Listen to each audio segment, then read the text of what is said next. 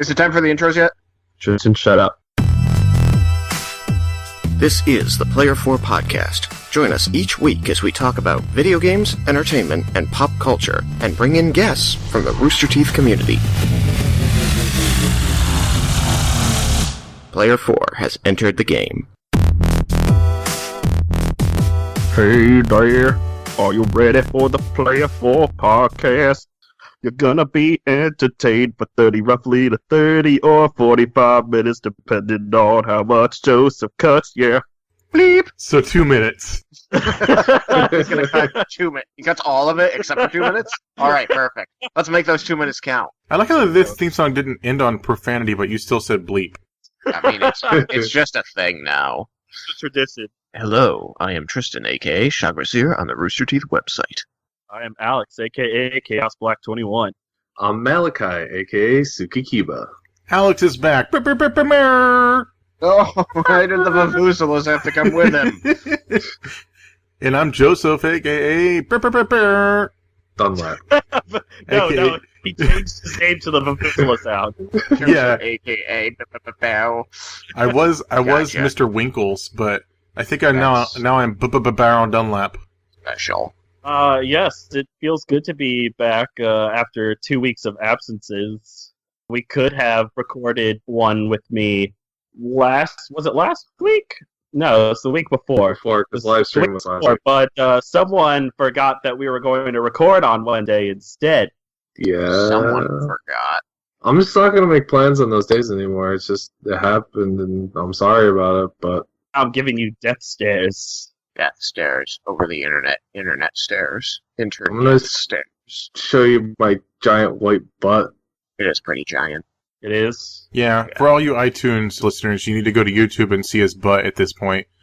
Just gonna have a big old picture of it. Go to www.malachisbutt.com. Buddy Kiba? BuddyTheMovie.com. Buddy Kiba with 2 T's in it. Yeah, exactly. Gotcha. Butte Kiba. Boutte. Malachi, I put you in charge of typing the topics because you were taking the lead on that today. What are we talking about today? Oh, our topics for today are, I was going to give my first impressions of Nioh, because I just picked that up this past weekend. And then we're going to go on to Alex and Tristan talking about RWBY. They just finished, what season was it that just finished? 5. Volume 4. Oh, yeah, that's what I Oh said. my god. First you Okay. thought that they started RWBY 15, and now you're... Look, these are alternative seasons, okay? Alternative. Alright. Don't pull that Trump on me. So, Alex and Tristan are going to talk about RWBY, season 4. And then we're going to talk about 11 Low Roosters. And then we're going to give a few birthday wishes. Hey, since I haven't been here for the past 2 episodes, what episode is this? 99. I got 99 Oh, problems. This man. podcast is definitely one of them. One away from 100. I'm probably working on episode 100. No, you're not allowed to do that. You're absolutely not allowed to do that. Yeah. You are required to be here by law for the 100th episode. And also, again, for the 104th episode. Malachi, you didn't say the other topic. I'm I'm reading what you typed on Skype, and it Pretty says sure there's one more. there's one more. Oh, that wasn't a topic. That was just this. You know I what? was trying to Fine. be It'll be the funny secret topic that'll be It's in under the the image, topics, which though. we're gonna flash the image again right now. Not Yeah. part of the topics. Don't put it underneath topics. Yeah. Well, it was kind of just like a. Because it's. Oh, whatever. So what's the name of that game that you wanted to talk about? Called Nioh. What's it called? Nioh. Nickel hydroxide. It's I was going to say it was Jeff Dunham's. So, It just reminds me of Nioh from RWBY. Neapolitan. Ice cream. I'm going to cry into it. So what is this game about? What's Nioh about? I'm trying to think of how I should describe it without spoiling it, spoiling Spoil it. anything crazy. So, basically, you're a British gentleman who... I haven't got the details about why he had a spirit that was taken away in the beginning. The opening talked a lot about the Philosopher's Stone and these stones being used to bring evil into the world and for people to conquer with. The Queen used it to take over parts of Spain. In Japan, they're very prominent at this time also. Yokai, Oni, all these kind of monsters are appearing all over the place, and your main character meets, I guess, wait, was it protagonist or antagonist is main bad guy? Protagonist is good guy. Antagonist is bad guy. So you meet, I believe, the main antagonist in the beginning. He takes your spirit away, and then you are running, trying to escape from being imprisoned, and that leads you to landing on the island of Japan, and you begin your journey there to try to find your spirit. And you meet a ninja on the way who is assisting you because he'd seen that you could defeat these demons so easily, or you could defeat demons well, that he says, "You help me, I help you." And that is the beginning of the journey. It has a lot of key names that are in Japanese history. The detail for the enemies is really, really well done. Like, I haven't read all of them yet, but like each enemy you encounter, they have like dialogue for each monster to like say like origin, how to pronounce their name, and all that really cool stuff. Fighting style is kind of like your Demon Souls, Dark Souls style fighting, Bloodborne.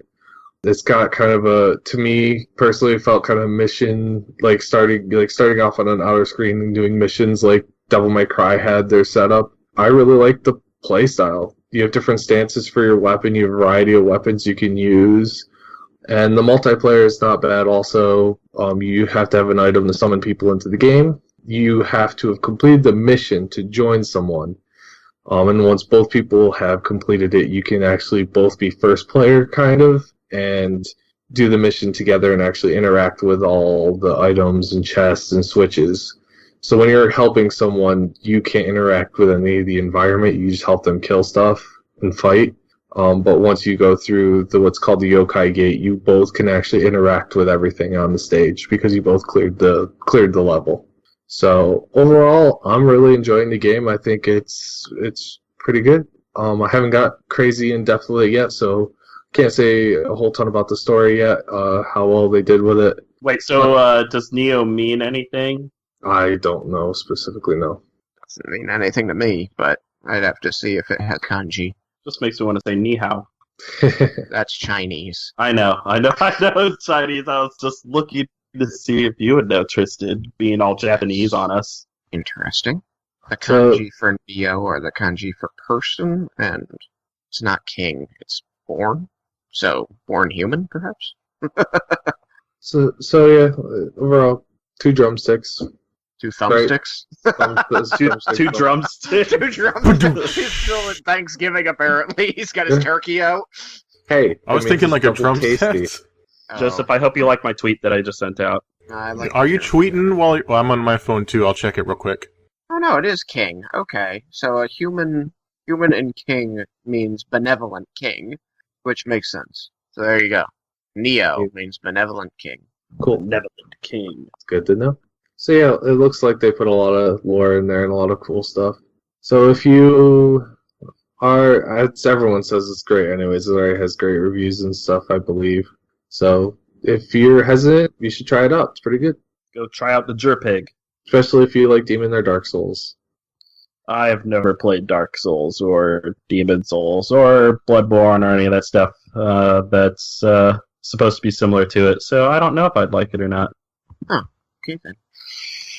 I thought the king had one more stroke in it in Chinese, but it doesn't. It's just equal. Okay, cool. So yeah, benevolent king Nioh. And he apparently likes spirits or demons. Or demon spirits, or maybe spirit demons. Well, he goes through the Yokai Gate. Yokai means demon. Oh, that might have just be the name for the multiplayer. I'm not sure if there's any significance. There's definitely no significance when people use words. They don't really want them to mean what they mean. Exactly. Well, fine. I don't know what significance is. God. So wait, do you play as William? Yes, you play as William. He's from Britain. Still in fun. He's from Britain.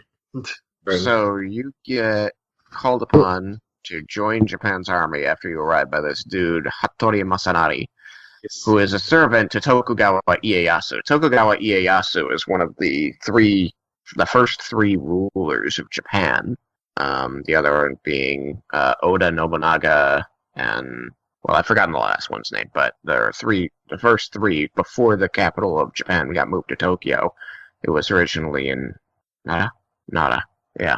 Anyway, so this is a alternate history kind of game. You go back in time, it's set in the 1600s, and you fight win these somewhat historical battles with these very historical figures with a definite magic that didn't exist back then. So, interesting. Well, it was kind of fun. Well, speaking of meeting Hattori Hanzo was... Masanari. Sorry. I only met... This is not Kill Bill. I know. Well, I only met him once. Like, I literally met him once. And it was funny when you meet him, because when he recruits you, he reaches in his shirt, he pulls out a cat, looks at his cat, and says it's almost dawn, and then puts his cat away. So his cat is his clock. Yep. Why the heck not, right? It was actually pretty amusing. I mean, if I could tell time on a cat, I'd carry a cat with me at all times, wouldn't you? No, because they're assholes. I'd wear my wrist cat. Anyways, that's all I have to say on that. Joseph, why are you yelling on Twitter? Because you took her pants off. I did not take my pants off. You're going to? I'm going to take my pants off. No, I'm encouraging other people to take their pants off and be free. You are a bad influence on our Twitter followers. We have Twitter followers? I just took my pants off. Well, me.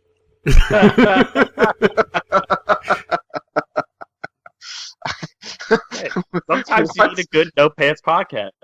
Well, geez, now I kind of have to take my pants off. It's okay, all Tristan, right, I still hold have my on. pants. Should we get out the pillow of solitude, Alex? I don't know. I don't know if it would protect us being several thousand miles away or hundreds of miles away. We just need to find the point that's exactly between us and place it there. Okay, guys, we'll be right back. We gotta measure. We gotta go measure. So how's it going, Malachi? They're going to be gone a while. Yeah. Still working on that teleportation technology. Yeah, here I thought they were going to talk about RWBY. We are. That's why I'm keeping my pants on. Wait, we need What? our pants on to talk about RWBY? Yeah, what? I guess it would be dirty. I mean, I like to be a little professional when we're talking about RWBY. No. No, don't be professional when we're talking about RWBY. No, because we're going to disagree about everything, so why should we try to stay professional? We'll just start arguing right now. Oh, by the way, harkening back to our discussion just before the podcast, yeah, apparently it was Mark Hamill who played Joker in Arkham Knight. Okay, I didn't so play the game, so I would have been able to tell you from his voice, but yes, he did play him despite saying that Arkham City was going to be the last one. Yeah, it did sound like him, so I'm glad that they brought it back then. I haven't played any of those games. So, RWBY. RWBY has completed its 4th season. Woo! And Tristan, you had a little gripe about it that I remember you saying after our D&D session. I didn't like it because it wasn't like it felt like the middle child in a trilogy. It set something up, but it didn't conclude anything. Like in a good story, even in a trilogy, in the second book, you should have that one overarching plot that's going on that's going to carry into the next one, and you should set up a secondary plot that can be concluded in this one.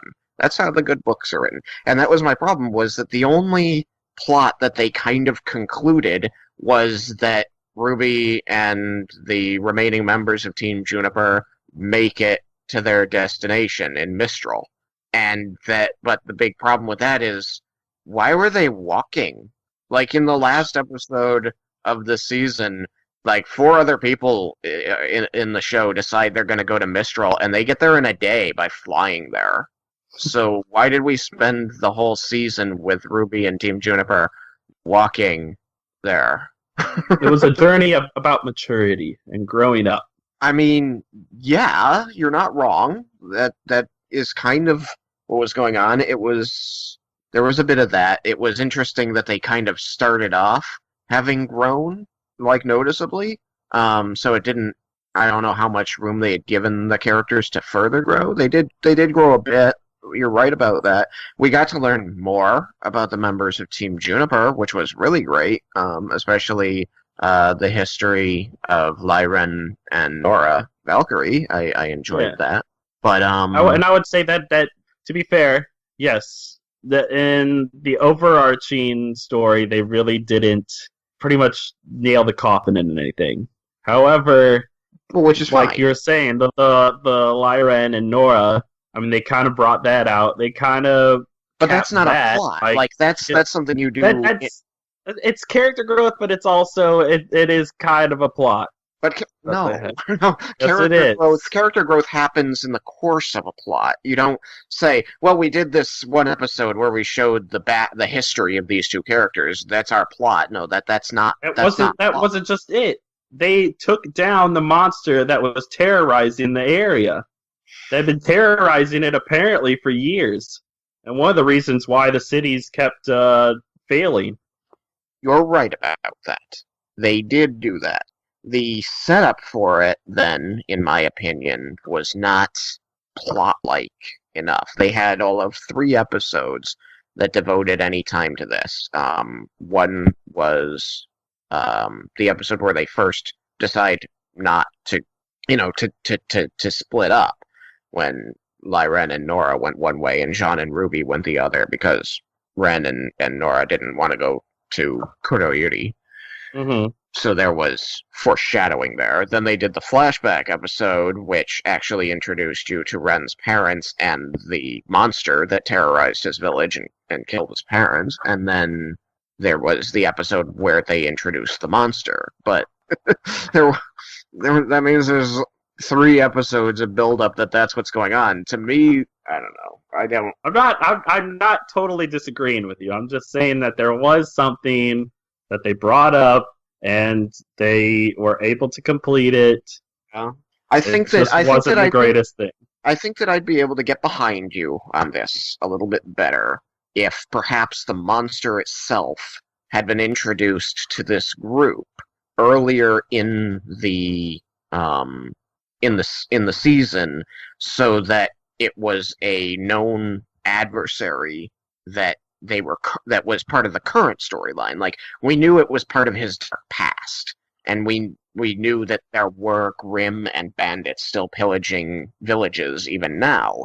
But it actually came as kind of a surprise that they had to take on this monster when it showed up. Like, that this happened to be the same monster from, what was that, 10 years earlier or more? Yeah, probably.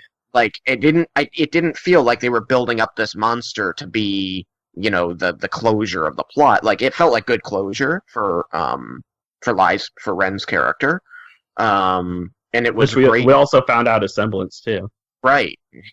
His semblance, by the way, completely confused me when they first showed it, and it wasn't until they were fighting the Grimm and he used it on Jean and Crow that I understood what was going on. Mm-hmm. That's when I finally said, "Oh, that's what his semblance is doing. Gotcha." Like, I totally didn't understand what its effect was the first couple times they showed it. Mm-hmm. At first, I honestly thought it was just like he was finding inner strength. The first time he used it near Nora in the flashback, I was like, "Oh, it's inner strength." Well, yeah, because they were scared, and then all of a sudden, he wasn't scared. I'm like, okay, inner strength. That makes sense, because he's got that inner peace. He's got that whole Zen thing going on. That makes sense. And then he uses it on those two, and the monster ignores them. I'm like, oh no, it's invisibility or whatever. Okay. Yeah. I don't know, honestly, if it was invisibility or just be ignored by Grimm. I think it was, like, I don't know, something that just made the Grimm overlook. Right, that's still unsure. I don't know if he could use that against a human opponent to become invisible to them, or if he just makes people invisible to Grimm.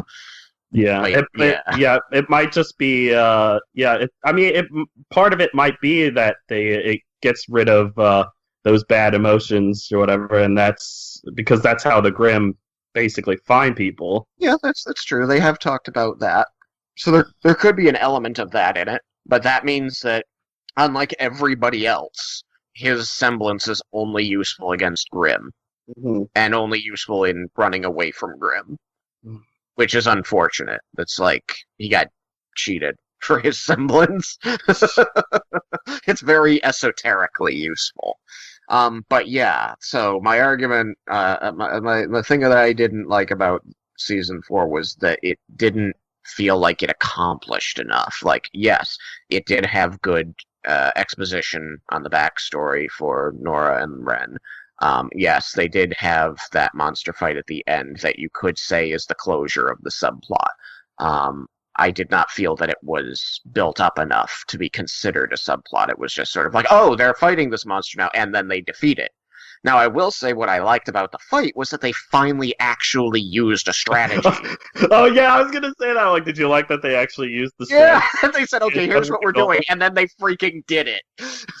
Unlike the first episode where it's like, you get that arm, we'll get the middle, and then they didn't do that at all. Yes, so I did like that.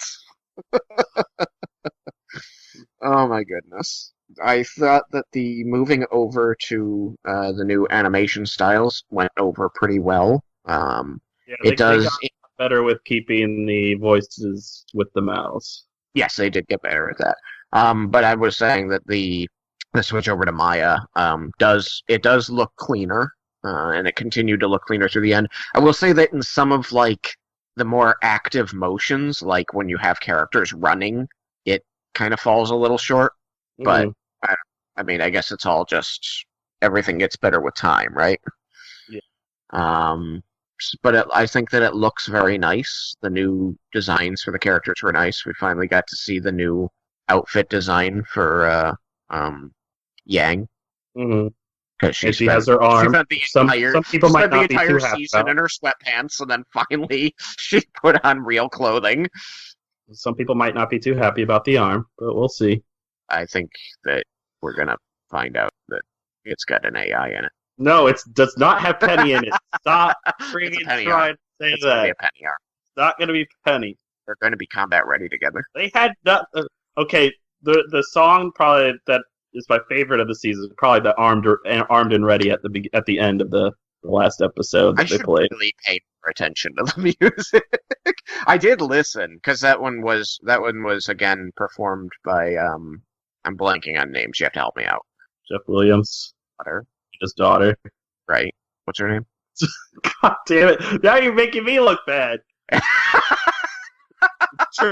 Joseph. Who's Jeff Williams' daughter? Jeff Williams Jr., the girl. God damn it.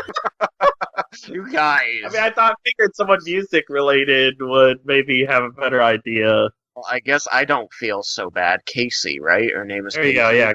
Casey Lee Williams, isn't it? Lee. Yes, it is. Lee Williams. There Very, very nice person. I like her. Yes, She's got a great voice. She's doing a really great job with the music there. And as always, Jeff is writing amazing songs for her to sing. Got to meet them in 2015. Yes, I believe so. I got to spend all of 2 minutes saying hello to Jeff Williams. And that was literally the extent of our conversation was hello. Hey, remember that time you hung out with Luke McKay at Fido's? Yeah, that was great. I like Luke McKay, but apparently so does everybody else.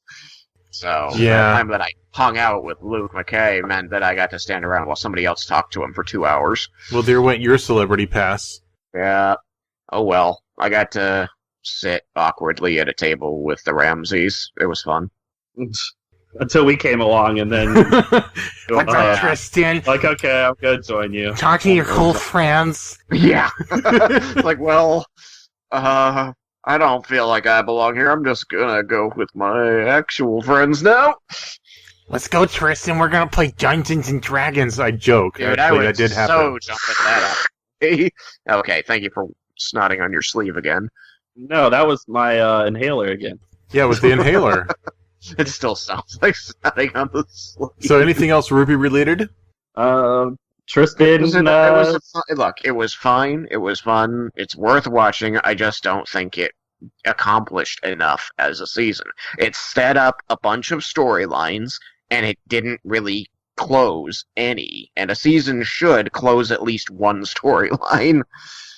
I will agree with Tristan for the most part, but I did really enjoy it. I like the fighting. I like the character growth. And I also recommend it for anybody who loves RWBY really just should go see it. I'm still really terrified they're going to find some magical way to bring Pyrrha back and completely nullify her sacrifice. No, remember, Tristan, magic isn't real. Magic is supposed to not be real. Exactly. And then didn't they use magic at one point? I'm pretty sure that pretty much Wait, the entire story of the maidens is magic. Yeah, didn't they say the maidens ended up being magic? It's like, wait a second. Yeah, wait a minute. Monty said there was no magic in this world. That dust was as close as you got to magic. Well, that went out the window. Let's stop there, because otherwise we're gonna keep going with this. Yeah, Magic is real. I play it every Friday. Maidens, the Gathering. Wait. Give that man a raise. Maidens the More Gathering. magic cards. Yeah, more magic cards. Tristan, it's quite the opposite of Maidens the Gathering. That sounds like a harem building card game. A card building, deck building harem game. Wait. Anyway. I heard that you also, on the topic of magic, that you won a tournament this past weekend, right? Yes. So whenever a set comes out, you get the pre-release and all of that. Then the set comes out, and you play with it. Then the Pro Tour happens. And then the week after that, you have game day. Or maybe it's 2 weeks after that. But I won the game day for the last set, and I won the game day for this one. It's like how I live my life. If it comes out, I play with it. Right. What? Actually, I of course mean that. All right, well, back I to might the as well play with it. topic at hand. It's okay. I mean, if I get a bad hand, I can just redraw, right? Mulligan? Yes, correct. A mulligan. Yes. I was actually playing the same deck both game days, just like 3 months separate.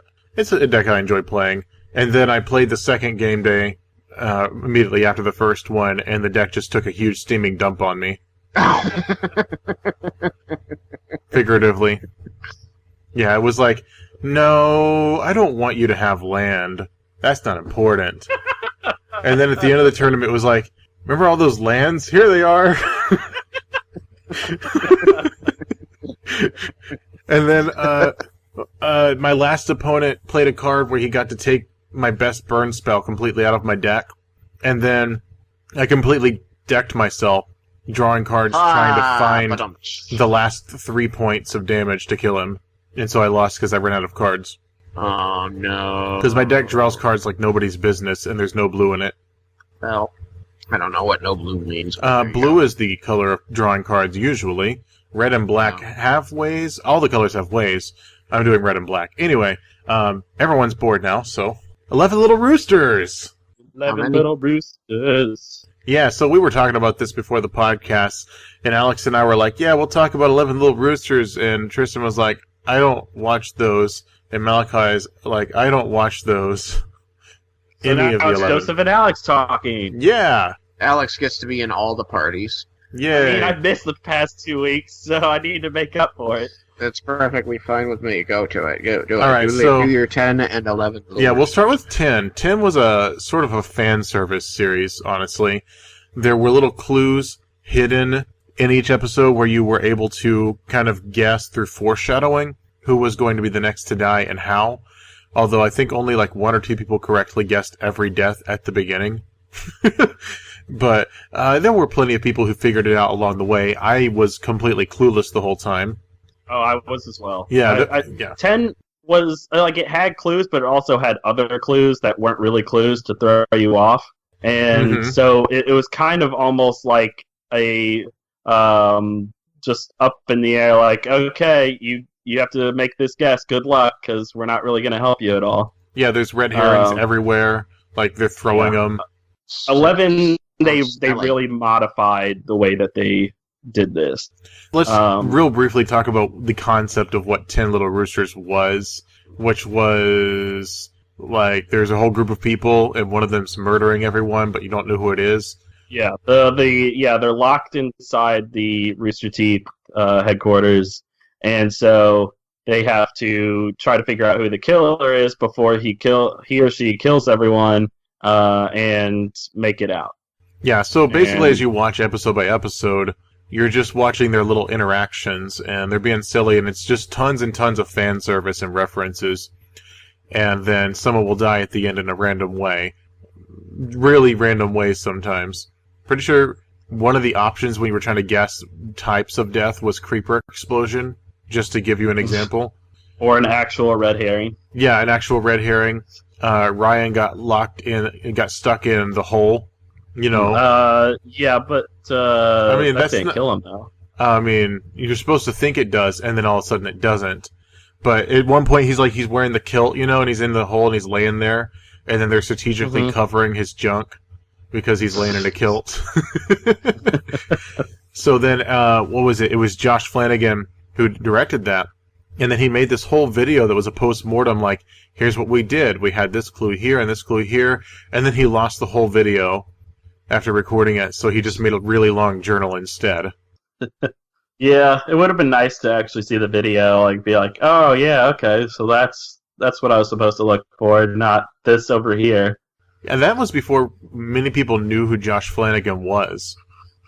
And then right after that was RTX of that year. 15 or 16, I don't remember. I think it was 15.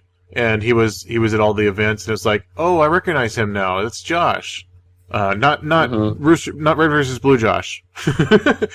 So 11 Little Roosters, they wanted to have the same idea that there's a whole group of characters that one of them's trying to kill all of them, except now the clues are less subtle, I suppose. It's no longer like actual clues.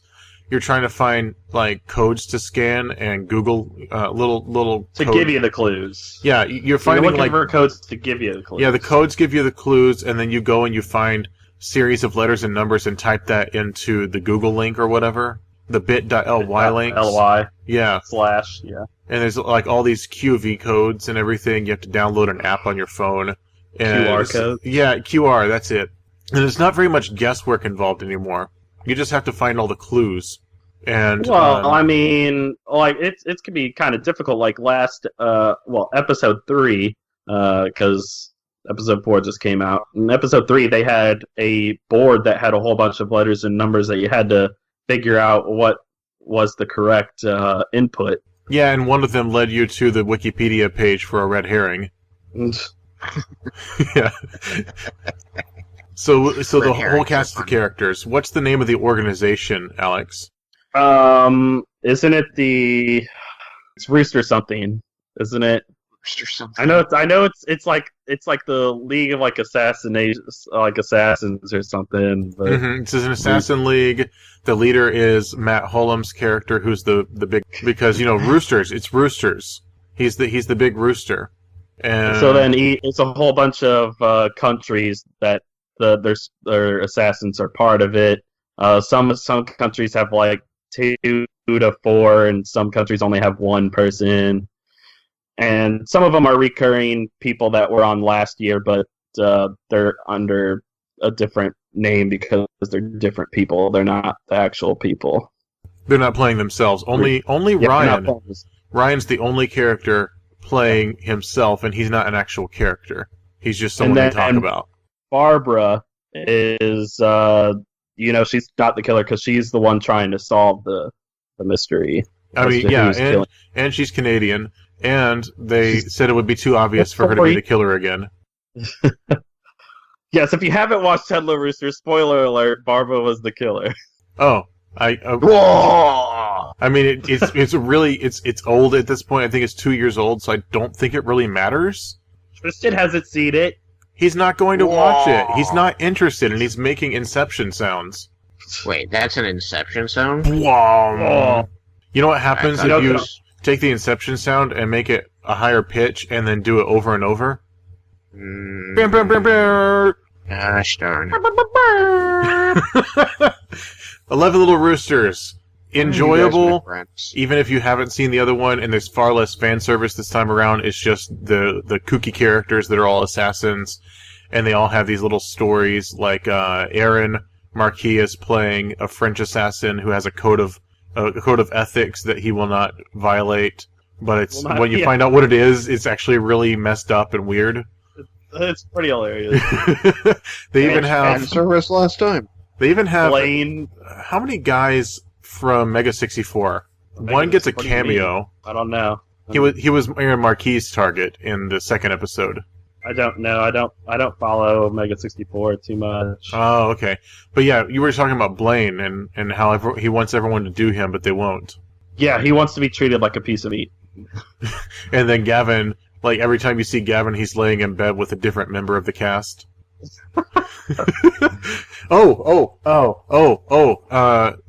Zach. Zach is on it. Zack Attack. Yeah, he is Blaine's, like, here's all your equipment guy, except that he likes Gavin. And, Oh no, you to, mean Gavin's guy. Yeah. Did I say something else? Did I say Blaine?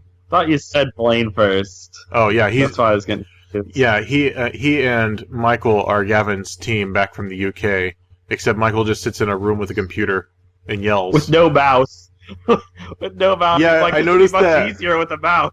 Yeah, and he just yells at a computer in a room, like Yeah.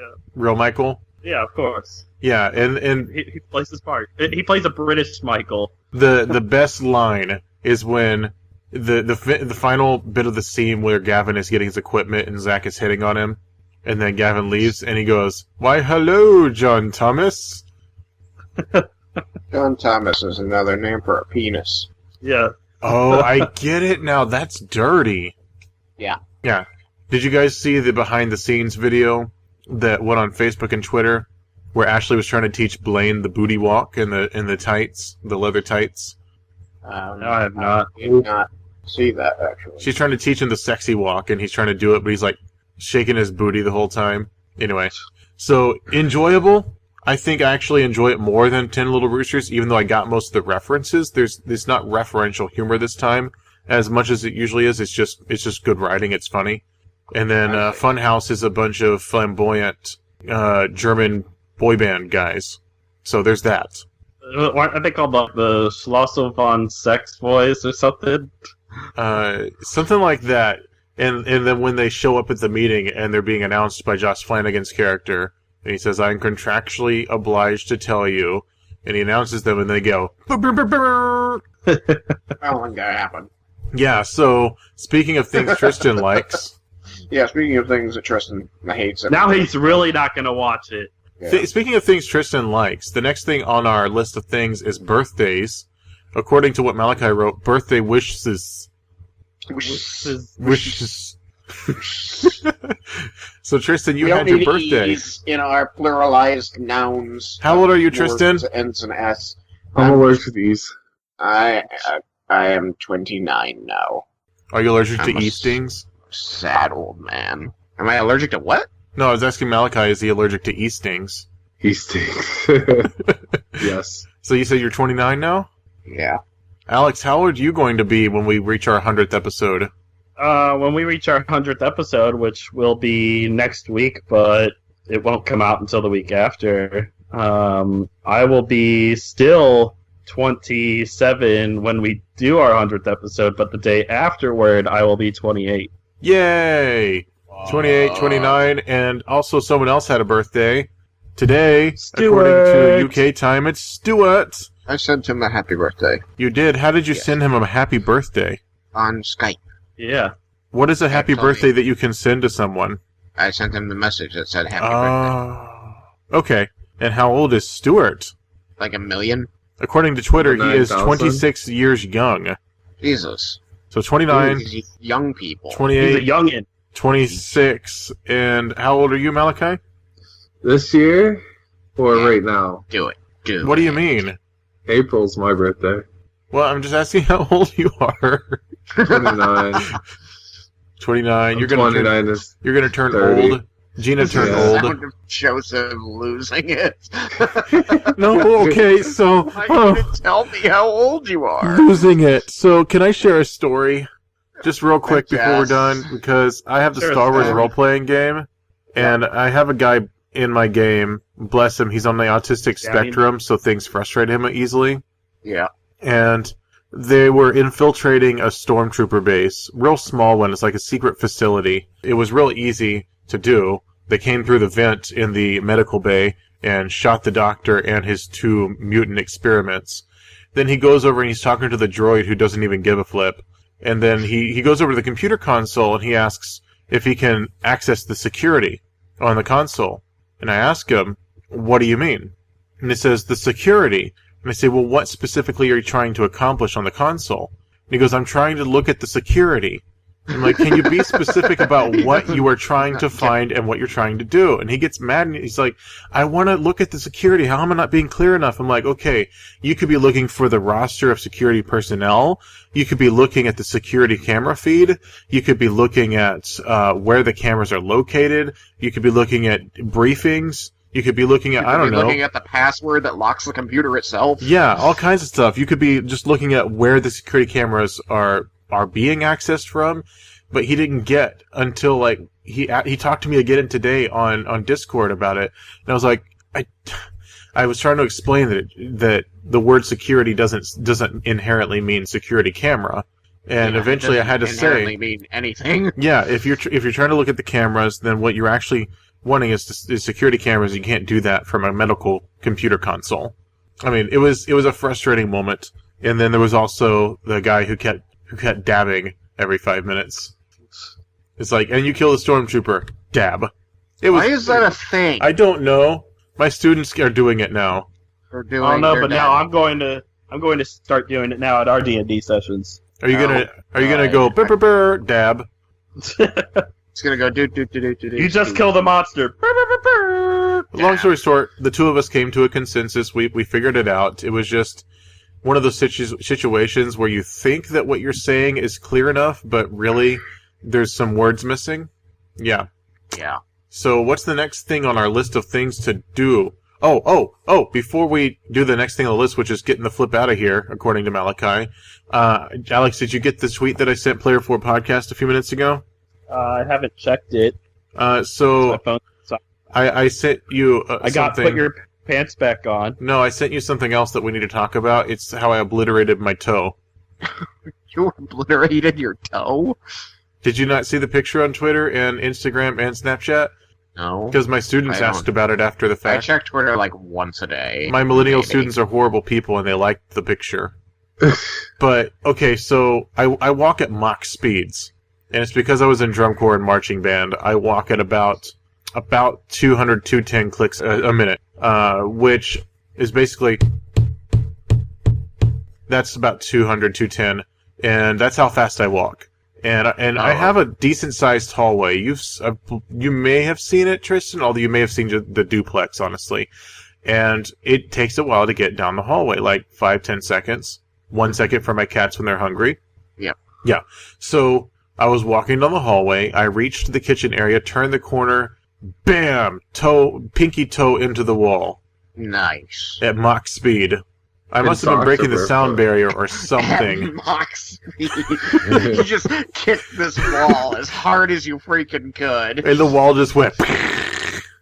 Except that it was your toe doing that, not the wall. Look at the picture on Twitter. I demolished my toe. I didn't break it. The first thing I do when I hit my toe, which happens once a month, I wiggle it. But this is the worst it's ever happened because there is purple at the point of impact, like maybe a blood blister kind of thing, and then the entire toe is pink and swollen. Thanks for the vivid description. It's to the point where the areas below the toe that aren't part of the toe are also sore.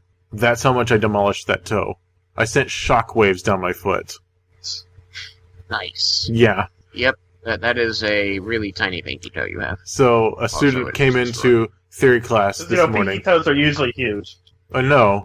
Mine's twice as Well, when you look at the picture, you're gonna go, he's got a huge pinky toe. No, actually, it's swollen. Mine also draws a bigger crowd than his does. No, actually, when you look at how it's swollen, you're gonna be like, his pinky toe is really short. And I assure you, my pinky toe is not short. No problem there. So he's got a chode toe right now. It's huge. Oh my god. Yeah. Yes. Do we have to Photoshop a bigger toe on your foot? So a student walked into class this morning. He was like, Mr. Dunlap, how's your toe? I'm like, it hurts. And so students are like, what are you talking about? He gets Instagram open and shows them the picture. And they're like, oh, I'm going to throw up. Then three of my students conspired against me and said, Mr. Dunlap, we got you coffee. Because occasionally students get me coffee. And they set it on the piano. I go over, I pick it up to drink it. I'm smiling, I'm happy. I pick it up, and there's nothing in it. Nothing. And I look really, really sad, and I set it down. and they bust out in stitches, laughing at me. I hope they took a picture of your demolished emotions face. Yeah, they demolished my emotions like my toe.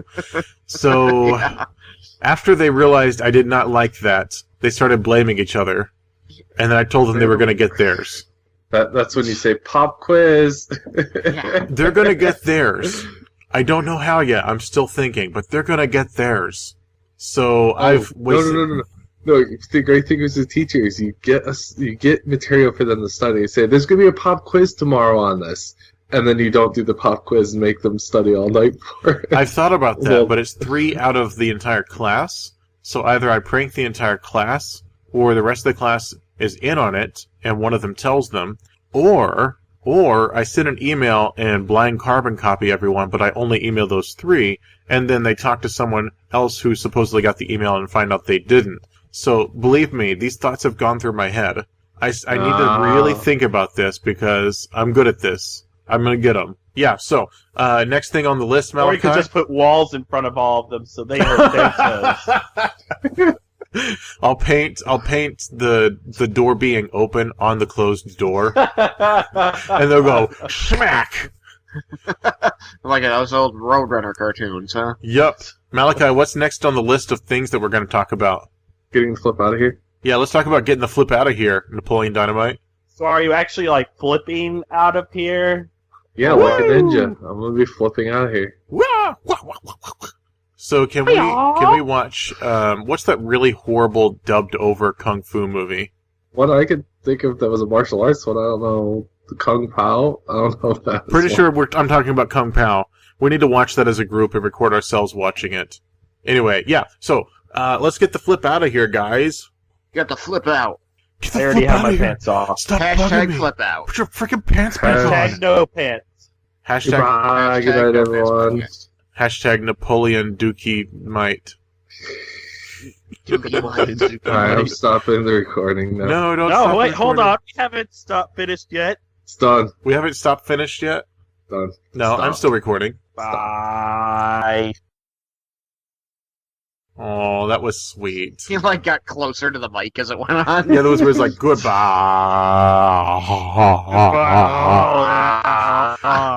No, don't lick the microphone. Mouth it. The mic is completely in his mouth. Just deworming the mic. Yeah, you went there, Tristan. Why is it Tristan always is the one that goes there? Because you keep trying to dance around things. So screw you. Because there has to be subtlety to humor sometimes.